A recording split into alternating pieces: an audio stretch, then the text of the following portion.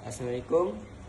Hari ini saya ingin menunjukkan cara penggunaan meter ohm dan perintah box untuk mengenal warna kabel. Okey. Yang pertama, kita perlukan wayar bumi ke RD. So kita klip saja. Kita klip.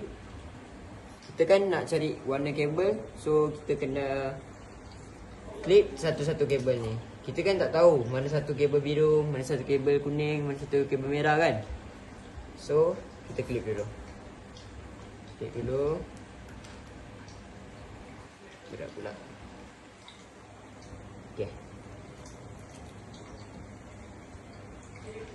Yang ni kita letak je mana-mana untuk sambungkan ke RD.